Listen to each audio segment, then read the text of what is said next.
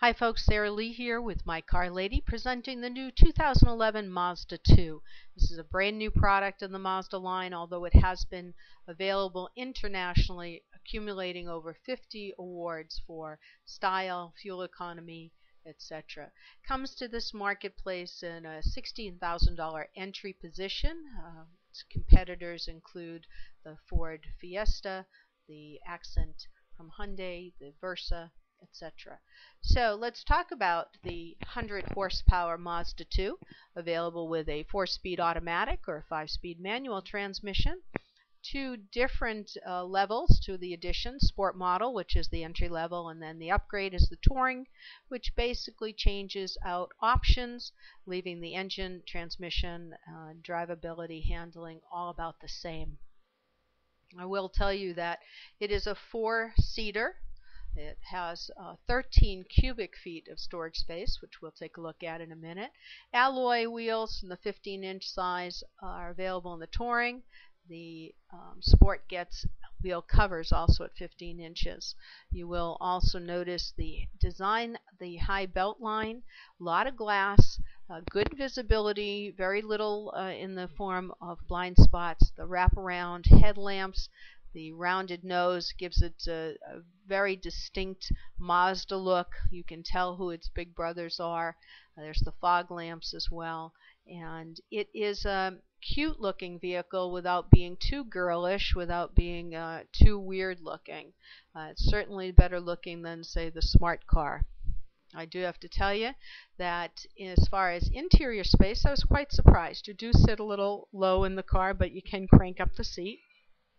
The color palette for the Mazda 2 is 3 bright colors: aqua, bright green, and red, and 3 neutral colors: black, white, and silver. Interior is only available in black, and also you'll notice that you have a rear spoiler in the Touring Edition, as well as exhaust tips to match the fog lamps.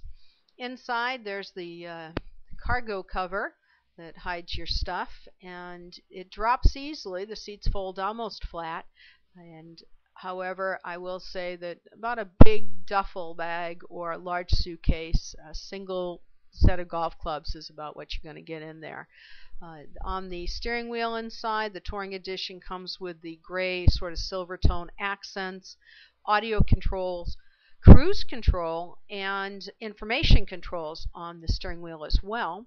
The information controls that match the gauges as you see them here, telling you fuel economy, mileage, etc. And a couple of standard features in both models are traction control, stability control, and side airbags as well as front airbags. This car has not been rated for safety by NHTSA, but we certainly expect it's going to come in a solid position. The stereo, decent stereo, good looking dash here. You get a 6-speaker stereo system in the Touring model. You can also control the sound as well as your presets, the bass, the treble, etc.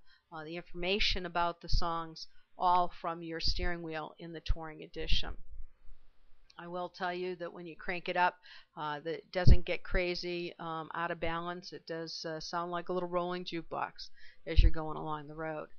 The handling and suspension, you have a power assist rack and pinion steering and McPherson struts, which really make a difference.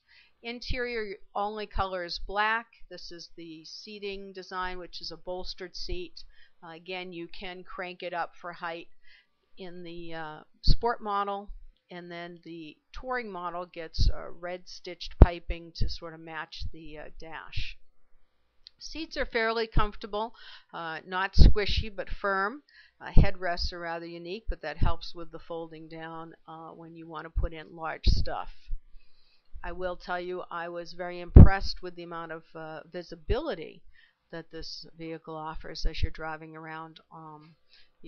People can see you and you can see them, and that's pretty important in a small car. Its wide wheelbase helps it hold the road, so it doesn't get battered around at high speeds by wind, although I don't know that I'd want to do any duals with a large tractor trailer, I think that the car will hold its own as a urban transportation vehicle. And that's really what it's set up for. One of the failings to this interior design is there is no standard center console or armrests, which is lacking. Leaves you a little bit more room for your purse. You've got extra space for cup holders. The door locks are in the center, which takes some time to get used to. But I do miss having an armrest and a place to hide your stuff other than the glove box. Although it has a decent sized glove box, it's not a lock-in glove box, by the way. Warranty on the Mazda is 3 years, 36,000 miles, which is pretty standard for most vehicles in this class. About the only one that offers you longer is the Hyundai Accent. And later on, I will do a comparison of several of these vehicles in their category. Let's go back and concentrate on the Mazda 2 for a minute here. You will notice some nice touches with the lacquer and the interior features. When you're driving it, first to second's a little sluggy. You hear that wind-up noise. It almost sounds like a CVT, but quite honestly, it's not bothersome once you're into second or third gear. It does hold its own. It is 100 horsepower, 98 foot-pounds of torque, so it can get out of its own way in this 1.3-liter engine. Several other things you might want to note about the Mazda 2. Interior space-wise, plenty of headroom for tall people. 6'2" guy is not going to have a problem sitting in either the front or the back. Here you see again the extra space when you drop down the seats. It's roomy enough when an adult is in the back seat. You will notice that with the driver's seat set to the mid position, then you have approximately 4 inches of space between your knees and the back of the driver's seat. There is no storage pocket back there as well. So you have storage in the center, in the doors, and the glove box is pretty much your storage in the interior cabin. So otherwise, I can tell you that I've been pretty impressed with this little car. Again, 27 and 33 is your fuel economy. I wish it had push-button start like its big brothers, but it doesn't. It does have keyless entry for the Touring Edition. As far as the handling, you can do figure eights, one-finger figure eights. It has a nice tight turning radius.